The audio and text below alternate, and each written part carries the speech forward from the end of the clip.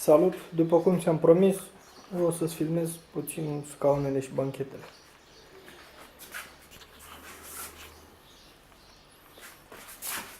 Și asta e bancheta din spate, bucata mică.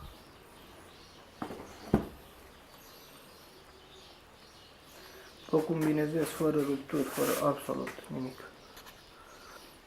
Asta e bancheta spate, partea cea mare. La fel, niciun fel de rupturi.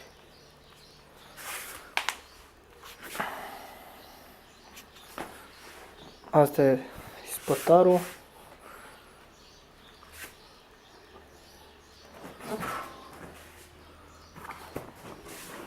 La fel, fără rupturi, fără necesită oarece aspirare cu aspiratorul.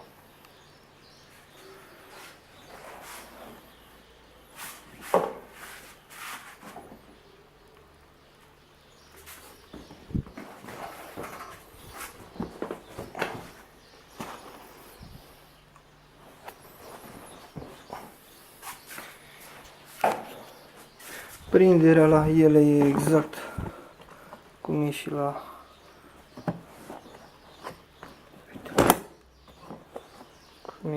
tine și la asta la fel.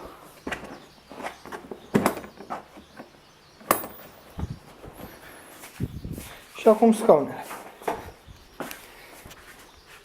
Astea sunt scaunele. Fiecare scaun are, stai să vedeți, sertar.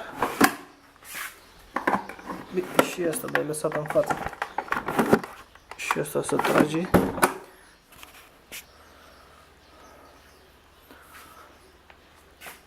Aici ți-am zis eu că este puțin folosit și se vede, și asta la fel. În rest, nu e rupt, nu e pletele tare. Ce să-ți arăt? La asta, prinderea. E exact ca la Golf 4, ca la Bora. Pe spate.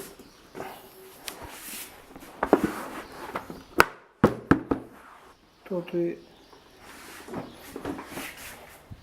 aici la ăsta. O să încerc să-ți lipesc eu carcasa aici. Am și carcasa. Dacă zici tu că ai, am carcasa, o să o pun. Că am găsit-o.